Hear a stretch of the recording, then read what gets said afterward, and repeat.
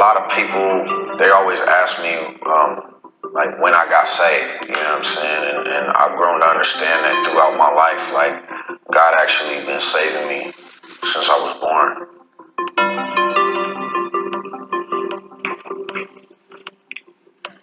I grew up in a super strict, like religious, home.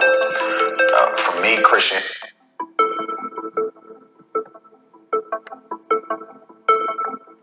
A lot of people, they always ask me, like when I got saved, you know what I'm saying? And I've grown to understand that throughout my life, like God actually been saving me since I was born.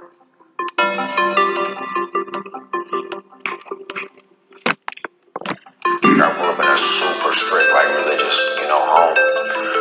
For me, Christianity was more about like rules and regulations, not necessarily like personal relationship. I didn't really understand God to be personal.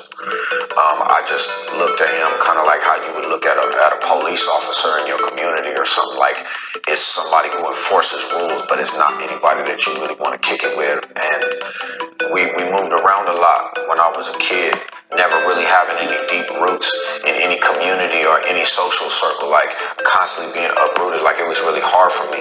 Every new environment you would put in, you got treated a certain way, and my heart would always be crushed because all I ever wanted was love. All I ever wanted was people to accept me, and just being treated so evil. Like over time, it started to harden my heart. What ended up happening when I moved to Sacramento was I had made a friendship with a young kid in New Mexico when we lived out there. That friendship meant a lot to me because I didn't have a lot of friends, you know what I'm saying? And he ended up dying soon after I moved away. When I was 13 years old, he died in a car accident. And I already wasn't really good at like expressing my pain in a positive manner. I had developed a habit of self-mutilation. I always had suicidal thoughts as a kid.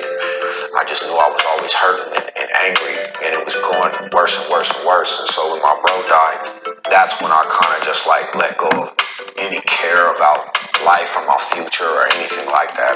I just kind of like just fell into an abyss, that's the first time I started self-medicating, really young, 12, 13 years old, stealing bottles of NyQuil out the store, you know what I'm saying, walking around drinking them, started smoking weed, snorting prescription pills and, different things like that, just anything to try to numb myself. I started drinking.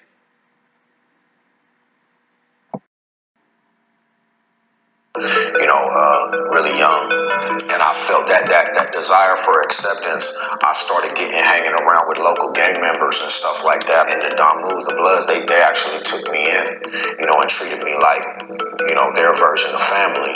And once again, not understanding God's love and what true love really looks like, the world was able to lie to me. The streets was able to lie to me and suck me in with that false sense of brotherhood and fellowship.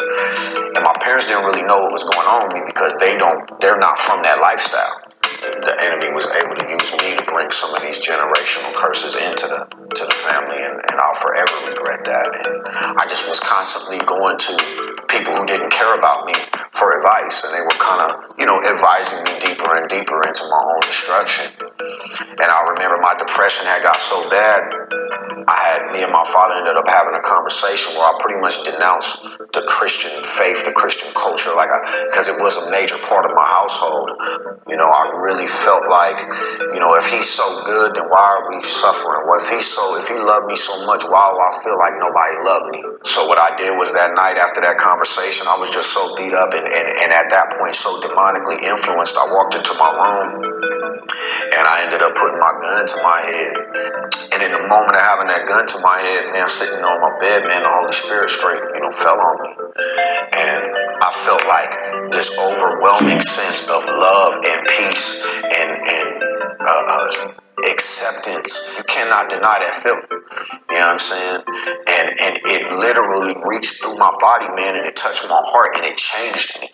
The God of the Bible that I always thought was this impersonal, fake entity that either he wasn't real or he just didn't care about us. That God, man, he came off them pages. He came off the pictures, the fake pictures on the wall and all of this stuff that we have misrepresenting him, man. And he jumped into my real life, and he really touched my heart. And the evidence of that was I was changed from the heart, though, not just my behavior. My behavior changed because my heart had changed.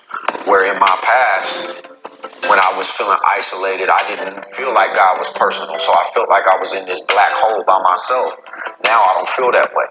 Now, God's like literally with me, in me, around me, like everywhere I go, and I felt his presence, and it was deep. My pops, his best friend at the time was a brother named Ron Canoli, who was one of the biggest praise and worship leaders in the 90s, and he had sons, and me and his sons actually grew up together in the Bay. When I finally made the switch to come to the Lord, they were kind of waiting there with open arms to kind of embrace me and introduce me into, this music thing, because I had also made a name for myself, as a young upcoming rapper or whatever. And so I wanted to use, now that I recognized I had this gift, I wanted to use it to glorify God. It was a real burning desire in me to take what I had given to the devil and take it back and give it to the one I should have been giving it to the whole time. Went back home to Cali, and a couple weeks later, I'm sitting in jail, and stressing over that, fighting this case, and then really realizing how cold the game is, because the same people who were cheering me on, like now that I had did this, they was acting like, I was the devil incarnate or something because I made a mistake, and that really hurt me. I allowed that offense. I can't blame them for how I responded to it, but I allowed that offense of being kind of shunned for a mistake to really grow and give me an excuse to kind of like go back to the comfortable place of a hardened heart that I had before. And so for 10 years, I lived with this huge chip on my shoulder. And a lot of it was triggered when I was a kid. Myself and a bunch of other kids was molested, by church people. It took me back to that, of just being betrayed by people who are claiming to be people of God. I got heavier into the drinking. I got heavier into the drug abuse. And I always had one foot in. Like, I knew the truth, but at the same time, I had no fellowship. I didn't even have a real deep understanding of the gospel. I just knew God had touched me. But I was making music and I was putting it out, but I was from the heart. My biggest thing was I just want to tell the truth. Like, whether people feel like it's right or wrong, this is where I'm at right now. I don't want nobody looking up to me. I don't want nobody thinking that I'm the way to go, because I'm not. You know what I'm saying? I myself need a savior. I used to tell people all the time, don't try to be like me. I don't even want to be like me. Let's get to Christ together.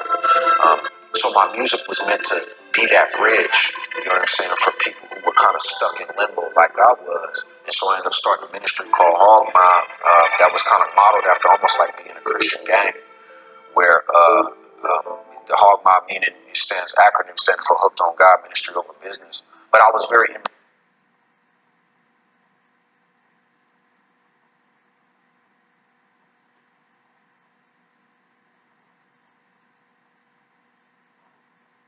Hooked on God, Ministry Over Business. What's up? I didn't catch that at first.